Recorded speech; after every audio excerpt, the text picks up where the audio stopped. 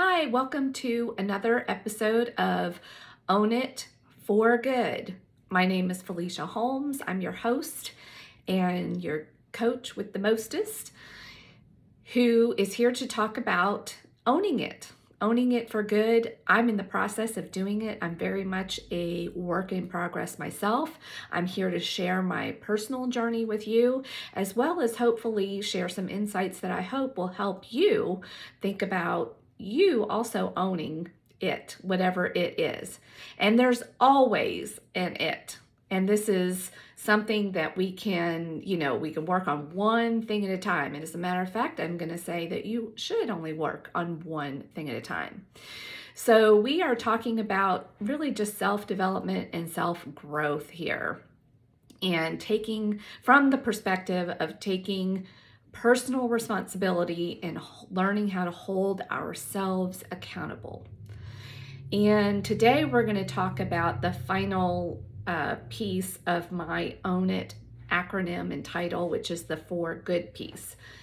If you've been listening to me the last several weeks, we have unpacked the Own It acronym, and I'll just review that really quickly to catch you up to speed. But if you haven't watched those episodes or listened to them, I encourage you to do that, whether you are on YouTube or if you're on a podcast app. O stands for the word outcome. We have to know what we want in whatever area it is that we're working on. So whether it's health, finances, relationships, your career, all of it, you need to define what that is. And W stands for why. You have to know why you want it. I mean, to the point that it is not just a desire or a want, but it is a must. I have to do this, and it's not optional. N is for now what? Now what are you willing to do about it? What is realistic to do about it? You really have to sit with your outcome and your why and really meet yourself realistically where you are now and really think about what you want to do about it. Now what? And that's something we ask at the macro level. What I really love about the Own It system is that it is macro, but it's also micro. We can use this on a daily basis, and I use it on a daily basis. Now what? Then it stands for integrity. It has to line up with who you are. It has to make sense for you, your belief systems, your value, your mission here on this planet, how God designed you and where He's planted you. It has to align, or it's not going to work. And because you'll feel it, it will not feel. It will feel very disingenuous. So it really needs to be from a place of integrity. And then T, the final thing, none of this can happen unless we take action. We have to take action.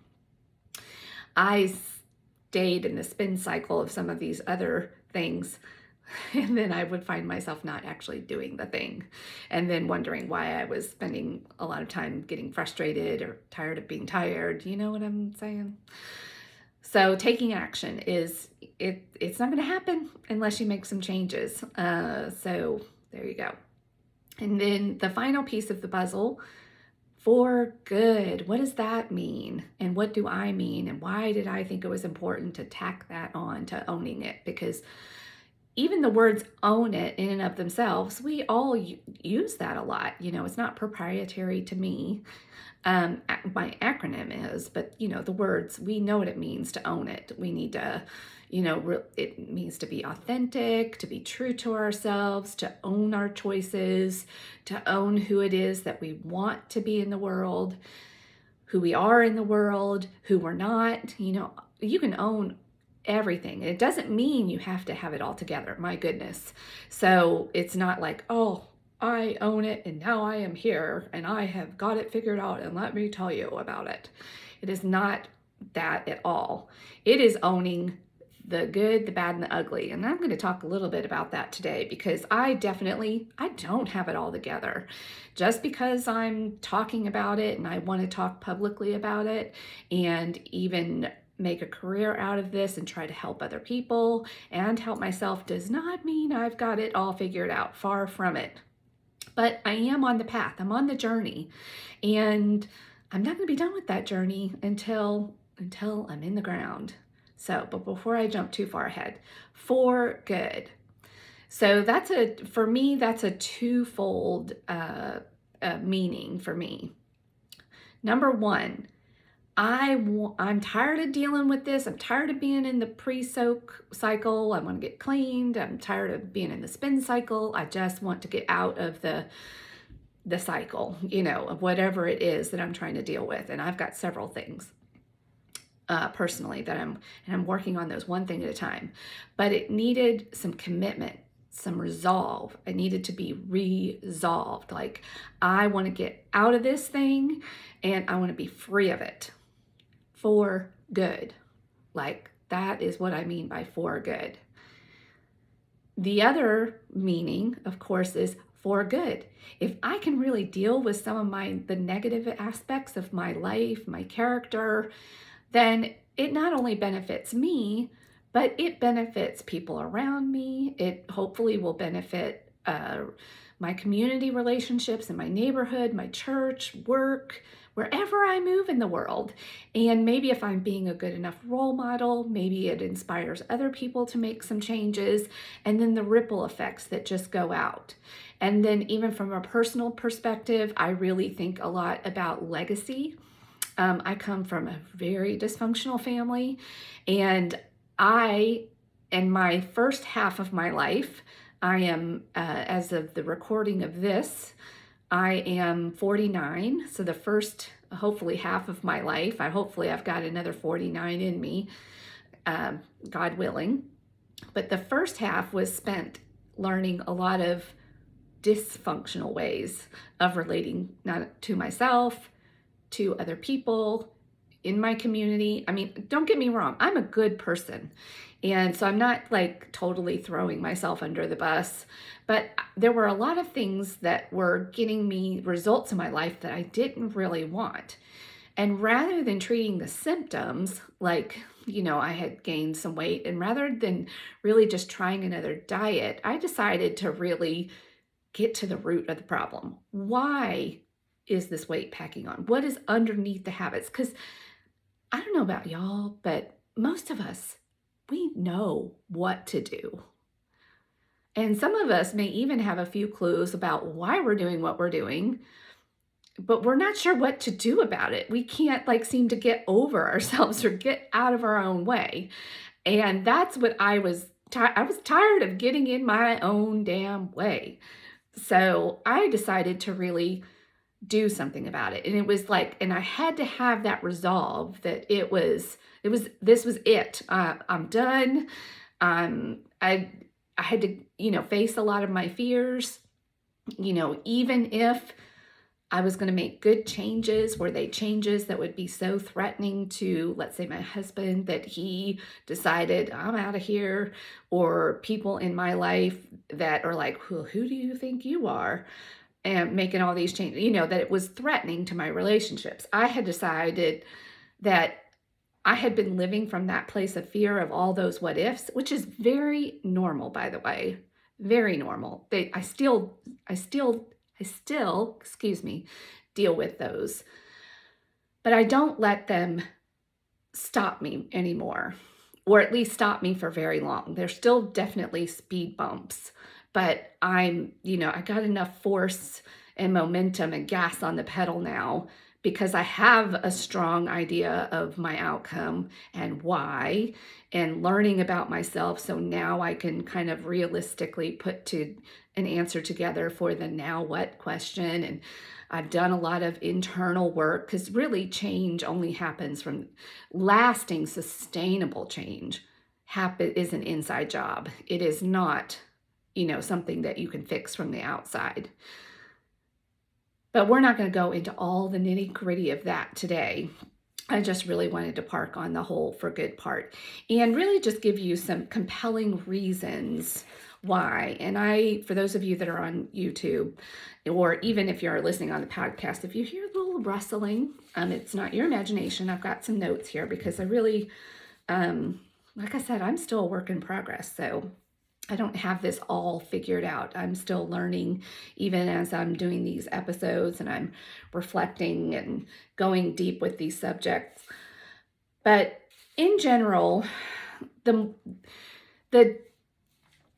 what finally got me out of the spin cycle or off the hamster wheel, whatever, like we could go all day with some really cool analogies, but just getting out of that cycle of chasing my own tail, like, and getting frustrated and like, why? I really sat down with myself for good and said, okay, I really want to stop. I want to get out of this. So I had to really be willing to get not just uncomfortable, but really honest with myself. And I know I've talked about that in some previous episodes. But here are just a few topics that I wanted to hit real quick that when we think about them are really for not only our good, and that help us be done with certain things for good, but that also do have that ripple effect from a legacy perspective. Hopefully, I think about my great grandchildren who hopefully will not be affected by the same dysfunction that I was, that, it may take a couple of generations to work itself out, but really having that vision that they might not have, they're going to have stumbling blocks because they're human. So I'm being realistic about that. But maybe I can give them a few better stumbling blocks than what I had. And that came from, so number one is being humble. So being humble enough to know that you don't know everything, to kind of throw everything out and start from scratch, go all in, be humble, be willing to be honest with yourself. That right there takes a lot of courage and vulnerability, which is actually the next items on my list. Being willing to be really vulnerable with ourselves and with other people. And according to Brené Brown, as she's done the definition, she's the shame researcher and vulnerability researcher who has written many best-selling books, including The Gifts of Imperfection. She says that you cannot have courage without vulnerability. And she has even verified this in the military world and has even asked commanding officers, can you have courage without vulnerability? Right? Think about it. You really can't, because to be courageous, number one, you're overcoming something. So there's something that you have to overcome, which is usually fear. And the fear, there's risk usually behind fear and uncertainty, which exposes you, which is being vulnerable. So we think of being vulnerable as only, I've got to share all my deep, dark secrets, but really even taking action and doing certain things when it's maybe a little bit different than your belief system, being open to learning from other people, it all requires vulnerability, to put yourself out there and say, and be humble and say, I don't know everything. I'm going to go learn. And I'm willing to actually say that I'm wrong about some things. We have to kind of shed our pride, shed our ego a little bit. That's a lot. That right there, that's a big chunk of the pieces and of the puzzle. Chunk of the puzzle that was missing for me. I had a little bit too much pride. I thought I was humble because I was going around maybe being self-deprecating or putting other people's needs before mine, thinking that's what humble really meant. And it does mean those things, but it also means so much more than that. So the other things I've had to learn along the way is a thing called boundaries. Yeah. I did not have any of those. I didn't grow up in a family that had any. We have a long line of codependency, enabling, alcoholism. I don't even like using that label, but we've had a lot of people that did not live their full lives, either in years in the potential or accomplishment potential, because they were caught in the alcohol fly trap. Boundaries. And then the people that are living with them. And then for women in general, I know I might have some men listening to this, so they may not identify as much, but women in particular, and then throw in the Christian aspect, many women are in the trap of being the good girl. And we have a lot of skewed misunderstandings of what that means when we're from our church community. And our leaders, I think, unfortunately, have a big misunderstanding about it as well. And oftentimes women are encouraged and it's very subversive, but women are encouraged to put their needs behind everybody else's. And this is what good girls do. So there's a lot of the of being a good girl that you have to overcome in order to be truly good. I mean, I'm talking about, for good. My being caught up in being a good girl all the time actually was not very helpful to a lot of people around me, and certainly wasn't helpful for me.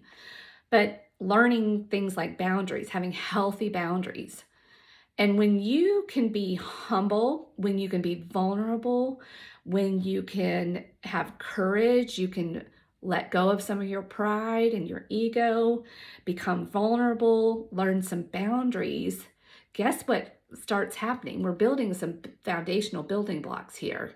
When those things start to happen and some changes are happening within you, then some other things also start to happen. You become trustworthy. You start to trust yourself. Other people start looking at you differently, and they start to trust you more, because people without boundaries are often also known as people pleasers. And I'm still a recovering people pleaser. This is a hard one for me. I mean, I've been doing it for 49 years. It might take me a little while to completely shed that. But living from a people-pleasing standpoint is actually a form of dishonesty. Because when you're only doing things and sometimes you're saying yes when you really want to say no, isn't that another form of lying? I know when I first heard that perspective, I was like, ouch, is that true? I had never considered myself a liar. But then when it was like the veil was taken off, and I was like,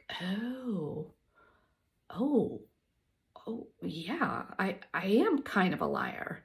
And not only that, I'm a little bit manipulative. If I can really play the martyr card, and then somebody called me a martyr, and not somebody I knew, but I was reading it as I was learning about all of these things, the boundaries and codependency and enabling. There are a lot of us out there in the good girl, like we're kind of martyring ourselves on our goodness. And that's not helping anybody at all. Like those are actually false traps of the real authentic thing that you really do want, of true goodness.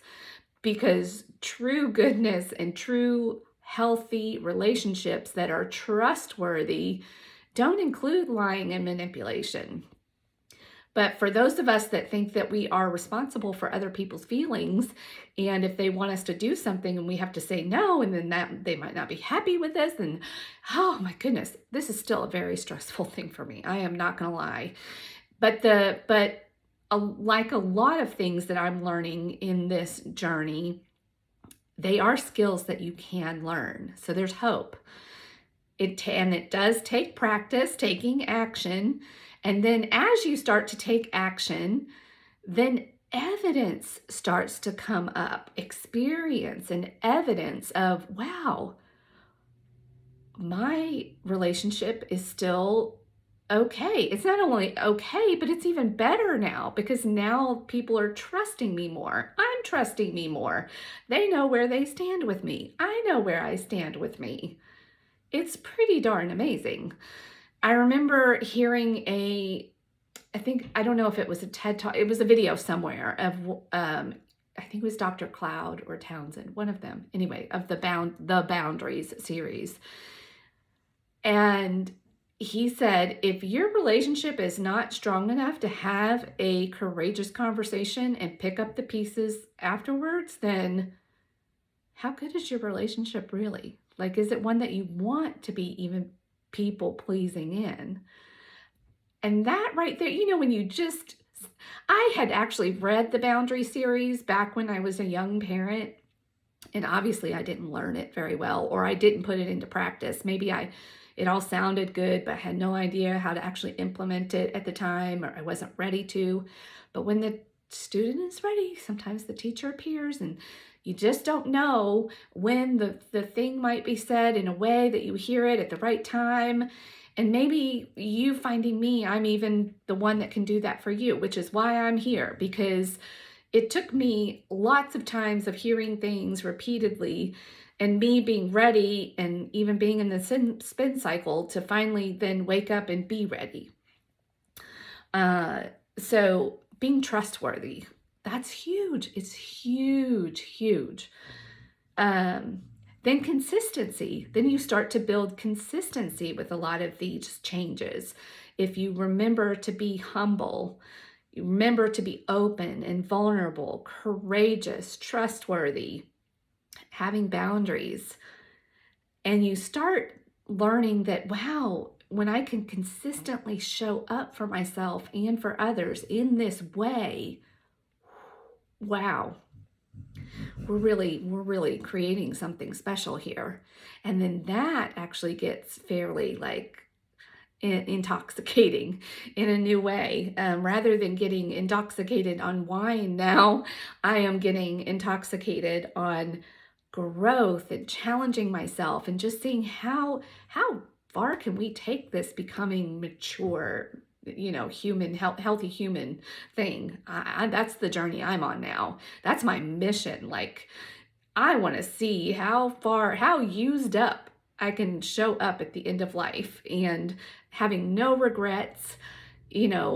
I've just put it all out there and trying to be the best person that God created me to be. And that's the other thing, keeping God at the center of this. Like, this is not happening because Felicia is so great, but it is happening because I have fully appreciated that God created me to be something. And how dare I not show up? He took the time. He thought I was special enough to create. And who am I to tell him, no, I'm not that special. I'm not that special. You go on and bless somebody else. No, I want all of the blessing so that I can then spread it out for everybody else. Like, don't you want that? Can you imagine if every human on earth owned the fact that they were special and specially created, a once in a universe like person thing? And so many of us dismiss this gift that we've been given. And I did. I dismissed this gift because I thought I was being humble. I thought I was doing all of these things, but I had it all backwards. It was all upside down. But now that it's right side up and God's at the top of that, and I am partnering with him, and like in the morning, I'm like, okay, what are we going to do today? It's not about me. It's about him, me saying, God, use me. Like, I am yours. Use my spirit, use my words, use my brain. I'm trying to take care of my body a little bit better now so that we can use that a little bit better. Use my money, use my influence, use everything about me for his glory and his purposes. And I'm telling you, that is better than any amusement ride at any park. And I love some roller coasters, but this type of living and every day is way better than that. And all I did, my first thing that I had to own and get really humble about and get my frickin' pride out of the way was the fact that I was drinking 2 to 3 glasses of wine a night, a beer and 2 to 3 glasses of wine a day. And my younger body, that was no big deal. It was kind of fun. The habit crept up on me. And all of a sudden, my perimenopausal body, and coupled with, just life events and not coping well, not having good coping skills, and using wine as my escape hatch, caught up with me. And I was 50 pounds heavier, and I had absolutely zero energy. Zero. I was lucky to make it to an afternoon nap and have a few cups of coffee that would help me make it to an afternoon nap, only to have 5 or 7 o'clock amnesia every dang day, and then do it all over again. Wake up at 3 in the morning. Ugh. And today was going to be the day, and today was going to be the day. Like how many days? Or then, well, maybe I can have my wine and this will be okay. And if I just exercise more and join Weight Watchers, or all of the things. And then this is where I had to have this come to Jesus talk with myself and say, what are you doing here? What are you doing? Let's be done with this for good. For good. Forever. Even if it takes me 5 years to tackle this.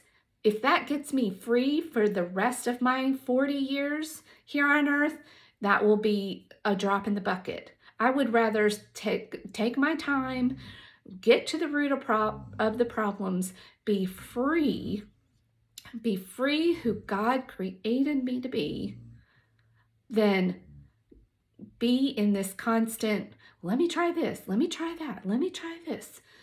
And just being on that hamster wheel with no way off. I had to take a breath now, getting myself all worked up. The other thing that comes into play with this whole concept of for good and having this level of commitment and purpose and mission beyond yourself. I mean, it is for yourself, but it's about so much more than that. Is this starts to build a kind of a confidence, a swagger, if you will. Like I am headed, I'll just tell you how it's going to help me this week in real life. I am headed to a family vacation with 6 teenagers and my mother and my husband.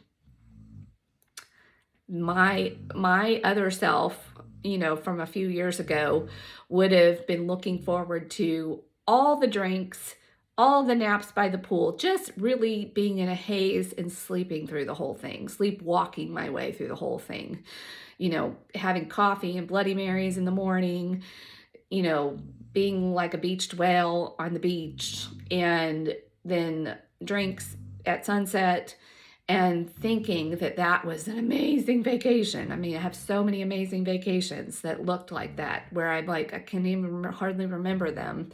And it was just drinks and lying around.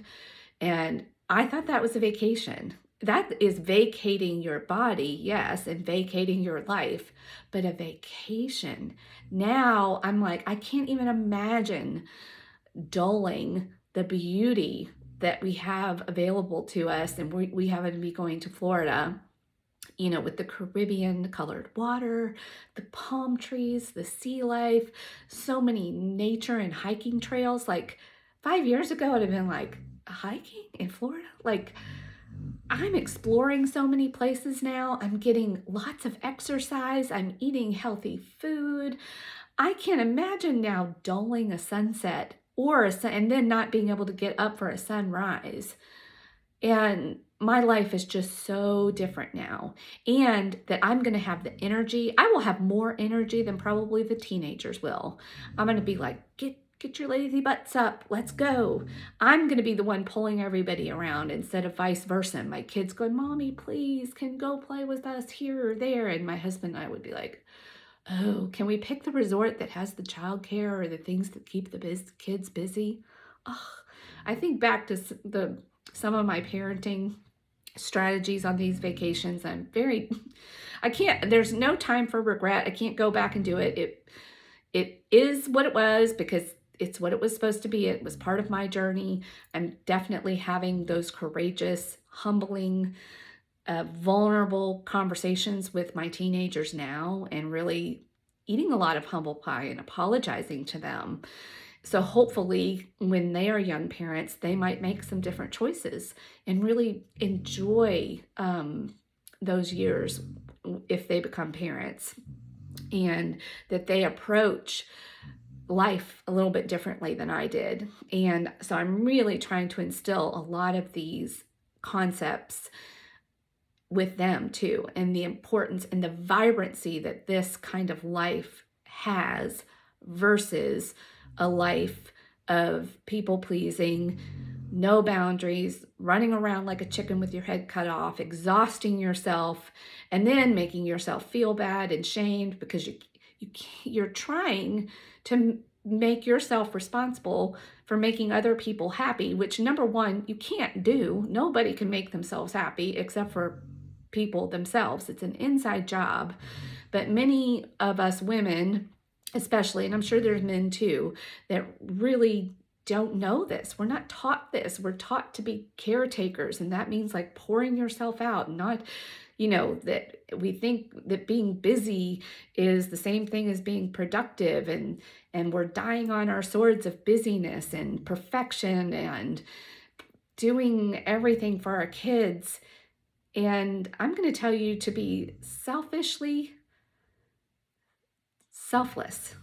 Like when you take really good care of yourself, you're actually able to be more selfless when you are helping other people, because you're all the way there and it's done from a pure place of wanting to help and really be there for people, and not the false, resentful yeses that we have a lot of times. The final thing I want to talk about is this confidence and all of these characteristics: trustworthiness, having healthy boundaries, being vulnerable, humble, consistent, confidence, faithful, keeping yourself in alignment with your creator. This also helps you show up and want to be really dependable and organized, and learning that being dependable, truly dependable for yourself, and being organized yourself actually frees you up when it's done right, when it's done with all of these and these characteristics combined. This actually leads to a life of freedom and flexibility, because we know we've got the right things done that we want to do, that we're here to do, that are important, that matter. And we're not rigidly sticking to like a to-do list, but we are organized. We're organized, we're responsible, we know what we want to get done, we know how we want to show up for other people. So we're slowing down in our lives enough to evaluate what these things are, thinking through our decisions, thinking through our schedules and our calendars, what we're saying yes to, giving honest yeses and honest nos. And this doesn't have to be a hard, like what I have learned, and I was actually talking to my mom about this just this morning, I think. Being able to, with integrity, like just take some of the emotion out of it and just be honest with people. It doesn't have to be scary. I thought it was so scary. I think I've told you all before that a big part of my journey and my toolbox and what I coach using, one of the tools I use is the Enneagram. And for those of you that are familiar with it, I'm an Enneagram 9, which is also known as the peacemaker. So people pleasing, no boundaries, kind of merging, I'm the go along to get along girl. Like that's us in a nutshell, the 9s. We go along to get along. So we often can lose our own identities because we think all we want is for other people to be happy, and we'll just do whatever it takes to make that happen. And so guess what happens? We're kind of like a volcano that we just shove things down, but eventually it kind of erupts. And it's not always pretty when that happens. So if I can build in some more healthy characteristics and self-care and what it means to be a real healthy, mature human, this doesn't happen to me anymore because I'm not becoming a volcano. And I'm not somebody that also, and this, we're still working on this, I know, in my marriage, but I was a person that you had to walk on eggshells around. And I felt like I had to walk on eggshells with a lot of other people because of all of this backwards, thinking and ways of relating to other people. I didn't have these tools, which created a lot of eggshells in a lot of relationships with sisters, with my mom, with my husband, with my kids, because I couldn't handle it. And if you think about it, I literally thought everybody's happiness was up to me. That's a heavy burden to carry.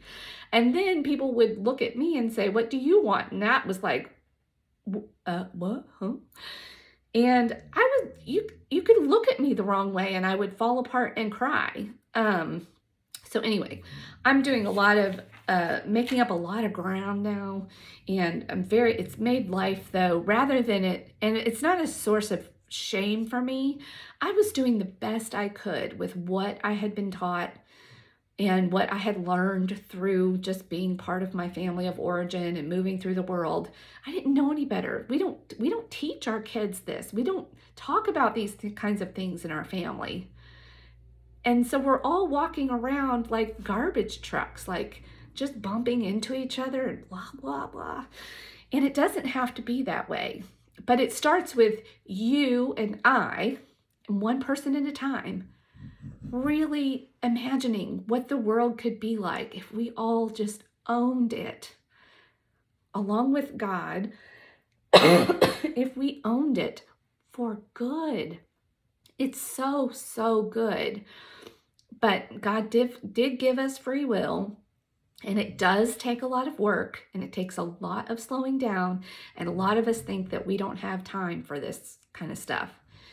And I'm here to tell you, and I'm going to shout it to whoever will listen, that you don't have time not to. You either have time to make health, and health doesn't mean just bodily health. It means mental health, relational health, spiritual health, like holistic health. Excuse me. If we don't take time for health, we're going to have to make time for illness and divorce and bad relationships and feeling alone and isolated. And that's where the enemy does attack us. He makes us feel like we are alone. It's all our fault. And I'm here to tell you, and of course, being humble and being vulnerable is the opposite of that, because you've got to connect to do that. So that would be another thing I would actually add to this list right now is connection. God made us for connection, to be connected to ourselves, to Him, to others. And if we can be connected in real healthy ways, can you imagine? I can.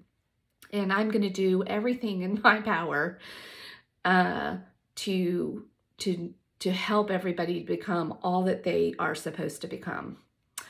All right, I'm out for now. I've actually got to hop on a coaching call here, so I've got to go. But I want you to tell me what you think about owning it for good, and even this whole talk about what for good means to you. And did it make you think today? Did it make you stop and go, I hope it did. And I hope that you're going to go out and be that force for good for yourself, for good, and for the world. Bye.